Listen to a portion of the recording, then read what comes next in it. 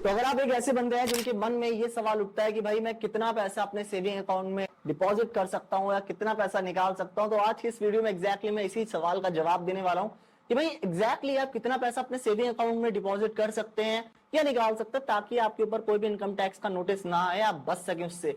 So just in case you are new, then consider subscribing to the channel according to the law of 285BA, जिसमें ये लिखा है कि अगर आप एक फाइनेंशियल ईयर में, by the way financial year शुरू होता है 1 अप्रैल से लेकर 31 मार्च तक, तो 1 अप्रैल से लेकर 31 मार्च तक एक फाइनेंशियल ईयर में 10 लाख तक की जो रकम है अपने सेविंग अकाउंट में जमा कराते हैं या 10 लाख रुपए निकालते हैं, तो आपके ऊपर जो है इनकम टैक्स की तरफ से नोटिस आ सकता है, जहां पे पूछा जा सकता है आपसे कि भाई ये जो पैसा आपने निकाला है या जमा कराया है, इसका सोर्स क्या है, आपके पास पैसा आया तो आया कैसे। अब आपने इसका जवाब दे दिया, ठीक ठीक, आपने सोर्स को बता दिया कि ये सोर्स है, यहाँ से पैसा आया, तब तो ठीक है। लेकिन अगर आप नहीं बता पाए तो आपके ऊपर पेनल्टी चार्ज लगता है, जो कि 78% तक होता है टैक्स के रूप में। तो ये बहुत बड़ी पेनल्टी होती है। इसके साथ ही अब कुछ डिस्कस कर लेते हैं क्वेश्चन जो आपके मन में उठते हैं। जो सबसे पहला क्वेश्चन ये है कि क्या मैं बहुत सारे सेविंग अकाउंट नहीं खोल सकता।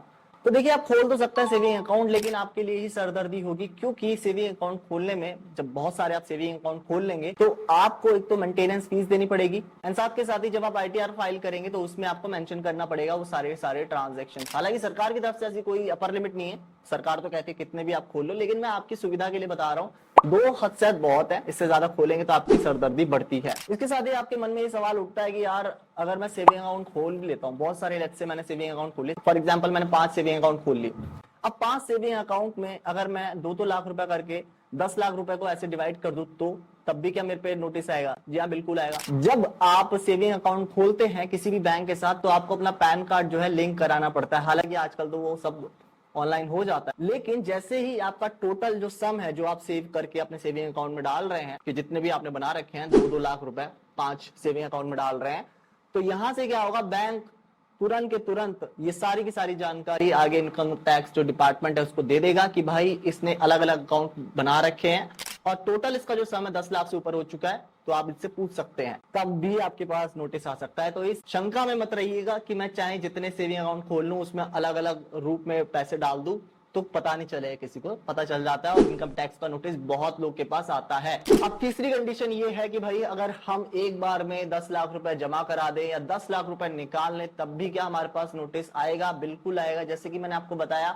कि एक रूल ही ये है कि अगर आप 10 लाख रुपए एक साल में निकालते हैं या जमा कराते हैं, तो आपको बताना पड़ता है इनकम टैक्स को कि भाई आया कहां से, क्योंकि आप सभी जानते हैं कि कितना ब्लैक का मनी आता है हमारे देश में, तो इसी वजह से ये लॉ बना रखा है। अब चौथा कंडीशन ये आता है कि अगर मान लीजिए कि आप थोड़ा थोड़ा करके अपने सेविंग अकाउंट में थोड़ा थोड़ा करके डालते रहते हैं, डिपॉजिट कराते रहते हैं पैसे, और साल भर में आपने डिपॉजिट करा दिए 10 लाख रुपए से ज्यादा, तब भी क्या आपके पास नोटिस आएगा? जी बिल्कुल आएगा। रूल तो रूल है, आपके लिए कोई रूल चेंज नहीं होगा, बिल्कुल आपके पास नोटिस आएगा। चाहे आप थोड़ा थोड़ा डालें, चाहे आप एक साथ डालें, चाहे आप मल्टीपल अकाउंट बनाकर उसमें थोड़ा थोड़ा डालें, आपके पास नोटिस आ सकता है, अगर वो जो अपर लिमिट है वो हिट हो रही है 10 लाख रुपए की।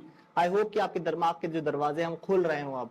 तो अगर आपकी जो अपर लिमिट है 10 लाख की क्रॉस हो रही है, तो चाहे आप कुछ भी कर लीजिए, चाहे आप कितने भी बैंक अकाउंट में सेविंग अकाउंट खोल लीजिए, आपके पास नोटिस आएगा ही आएगा। अब आता नहीं है वो अलग बात है, लेकिन अगर आप लिख ले तो आ सकता है, मैं आपको बता रहा हूं। अच्छा, एक चीज मैं आपको बताना चाहूंगा जो कि अक्सर मार्च के महीने में बहुत देखी जाती है कि जब टैक्स फाइलिंग की बात आती है, ITR भरने की बात आती है, तो कई सारे लोग दूसरों के बैंक अकाउंट में पैसा ट्रांसफर करने लगते हैं। तो आपके साथ ऐसा ना हो, मैं आपको बता देता हूं कि कई बार क्या होता है, आपका दोस्त आपको कहता है कि भाई मेरे कुछ पैसे अपने अकाउंट में डाल ले ताकि मैं टैक्स से बच जाऊं, और आप सोचते हैं कि ठीक है यार मैं डाल लेता हूं, तो उसने आपके अकाउंट में 10 लाख रुपए तक डाल दिए। अब क्या होगा, आपके बैंक को तो बताना पड़ेगा, इनकम टैक्स विभाग को, कि इसके अकाउंट में जो है 10 लाख रुपए आए हैं। तो इनकम टैक्स का अधिकारी आपसे पूछ सकता है कि अकाउंट में आपके 10 लाख रुपए आए हैं, वो आए कहां से? तो आप बोलेंगे मेरे दोस्त ने भेजे, तो आपसे जवाबदारी मांगी जाएगी और आपके दोस्त से जवाबदारी मांगी जाएगी कि उसने आपके अकाउंट में पैसा भेजा क्यों, और उसके पास ये जो पैसा है वो आगे से कहां से आया। अगर वो बता देता है ठीक ठीक और एक वैलिड रीजन देता है, तब तो ठीक है, लेकिन अगर वो नहीं बता पाता तो दोनों के दोनों फंसोगे।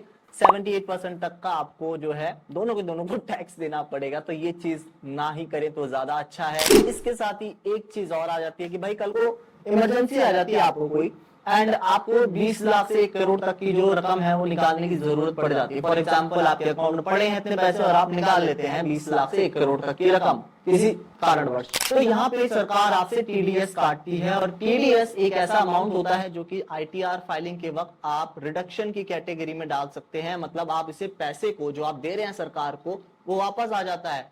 लेकिन अनफॉर्चुनेटली कई सारे लोग को ये बात पता ही नहीं होती और वो जो है ये रिडक्शन लेते ही नहीं है।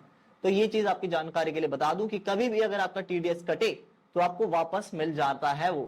एक चीज मैं आपको और बताना चाहूंगा, जितना भी पैसा आपके अकाउंट में पड़ा होता है तो उसमें आपको कुछ ना कुछ इंटरेस्ट जो है वो मिलता रहता है। तो अगर आपका वो जो इंटरेस्ट का अमाउंट है 10 लाख रुपए से ऊपर का है तो उस पर आपको टैक्स देना पड़ेगा जिस भी टैक्स स्लैब में आते हैं आप। एंड लेट्स जस्ट से कि आपका जो अमाउंट है 10,000 से ऊपर का है तो अगेन आपको टैक्स जो है उसी के हिसाब से देना पड़ेगा। लेकिन अगर आपका अमाउंट जो है वो 10,000 से नीचे का है तो उसमें आपको कोई भी टैक्स नहीं देना पड़ेगा। तो भाई ये सारी बातें तो हो गई। तो ओवरऑल मुद्दे की बात अगर बताऊं तो ये है कि सेविंग अकाउंट में आपको 10 लाख रुपए की जो रकम है वो डिपॉजिट कराने से बचना चाहिए और विड्रॉ करने से भी बचना चाहिए, खासकर कैश के रूप में।